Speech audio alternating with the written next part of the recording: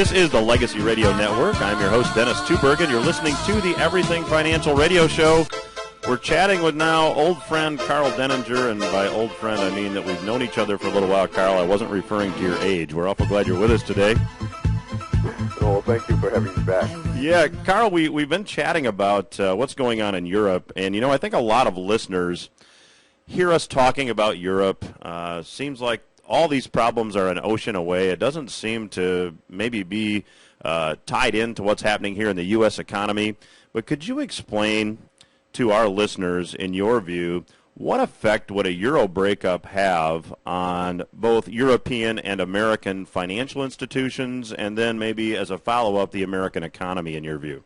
Well, the financial institution question is an interesting one, and this goes back to what I've been saying now since 2007, which is that you cannot be invested in the present time in any sort of financial institution because it is impossible to get an accurate read on exposures. And the reason for that is that not only is the information not broken out publicly in a way that you can access, but you have all kinds of credit derivatives and other derivative trades that are on, and there's no way to know what the net exposure is there either. What is claimed is not what's reality. So you hear all these crazy numbers thrown around in notional values, the hundreds of trillions of dollars of notional value. That's meaningless. The problem is that the net is meaningless too, because it is, and that's a much more reasonable number, but it is only valid as a measure of risk if your counterparties are all known to have the money. And when the gross notional value is in the hundreds of trillions of dollars, they obviously don't. So we get into this situation where you say, well, I'm covered because Joe Bank over here, is my counterparty that picked up some of the risk. And then the question is, how much money does he have, and how is he protected? And this is what happened with Lehman and during the '08 time frame, where one domino goes down and threatens to take down everything. But the better issue is on a macroeconomic level. What people have to realize is that Europe is, behind the United States, a huge piece of the global economic demand picture. And so if they go into a deep deflationary or even worse, hyperinflationary collapse, and I think you're going to get the first rather than the second ultimately, the impact on global demand and therefore the ripple through into the economy, including the United States, is going to be extraordinarily severe. You have to remember that during the Depression, we were kind of muddling along right up until credit install blew up, and then from that point onward, Europe essentially dragged America into the toilet with it. And so we've got the same sort of dynamic playing out here as well. And one of the things that I predicted in my 2012 predictions ticker was that the next shock that was going to set off the ripples and cause problems was going to come out of the European markets, and I still think that's true.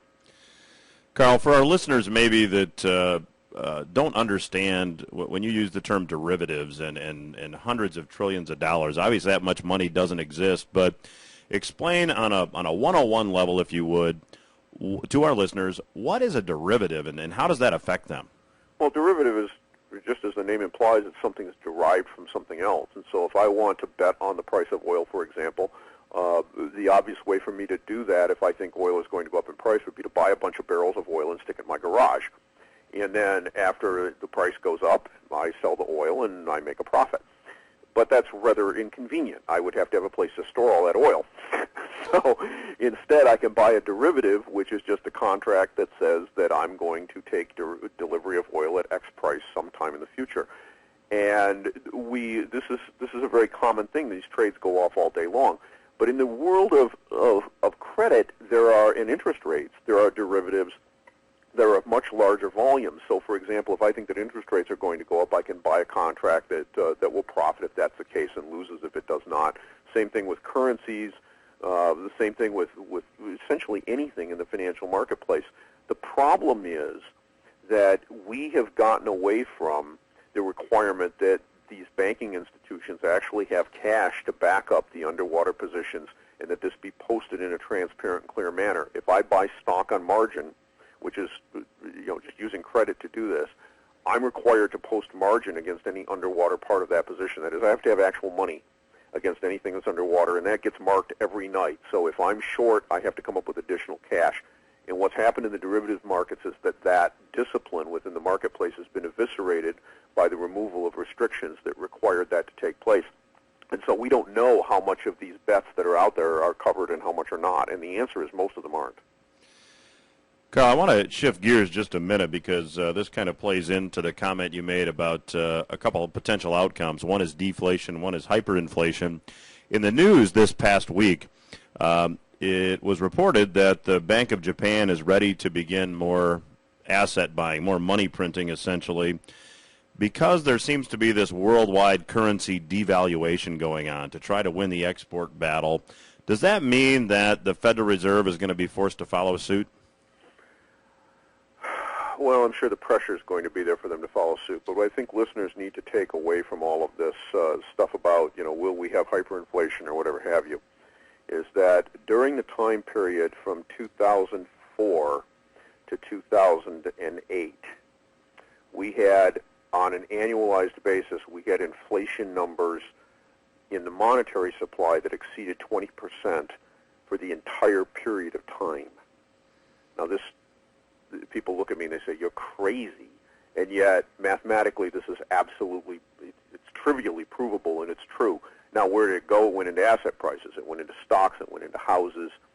So, what is not frequently recognized is that the consumer price index only captures a very small part of the overall economy because, of course, when you buy stock, you have to do it with money. When you buy a house, you have to do it with money.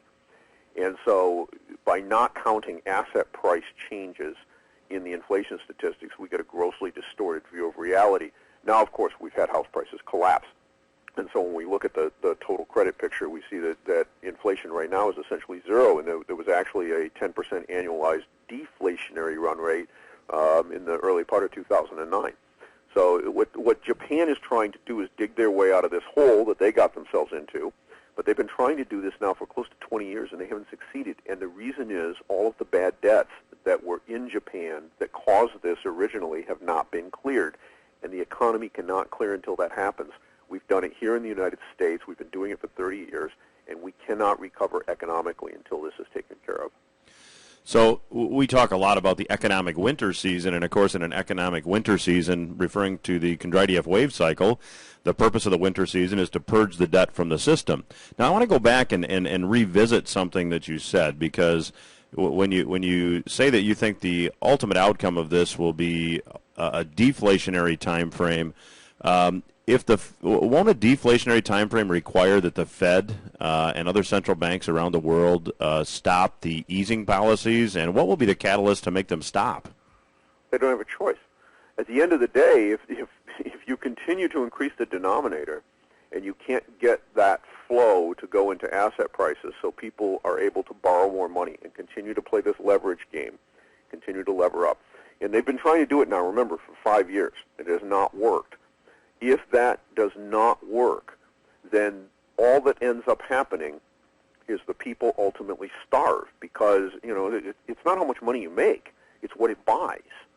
All right, if steak is $50 a pound and a gallon of milk is $20 and a gallon of gasoline is $15 and you make $40,000 a year, it doesn't make any difference. You still go broke.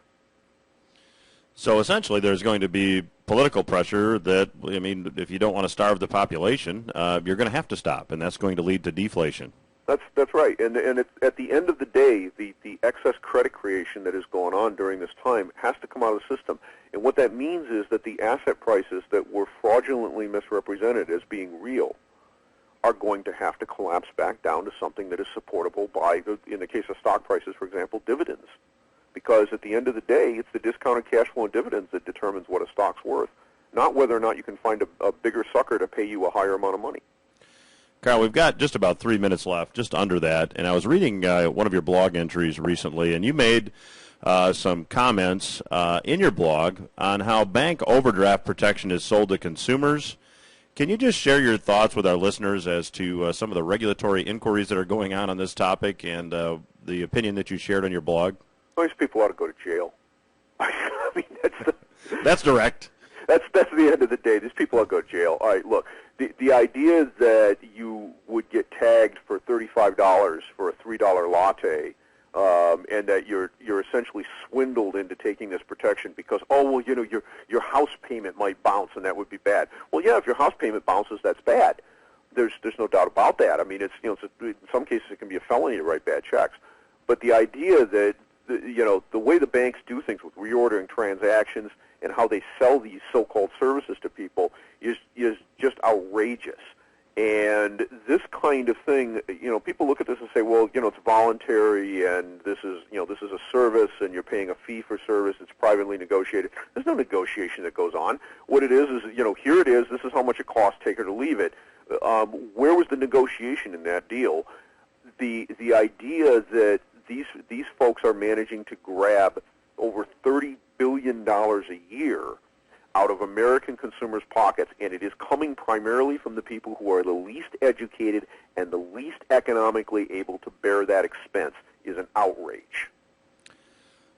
Karl, we have just about a minute left or so. Share with our listeners, if you would, please, how they get more information about your work and where they would find information on your blog if they want to learn more about your work. Well, the blog is at market-ticker.org. I have a book that was published in the latter half of last year. It's still extremely relevant, of course, because things have not changed that much since then. It's called Leverage. There's a link on the right-hand side you can click on that'll take you over to Wiley, which was the publisher, and all the usual places you can buy it from there, Amazon or Barnes & Noble, wherever. It's also available in regular brick-and-mortar bookstores if you want. And then there is a trading forum which covers both commentary and also for those people who are active in the markets.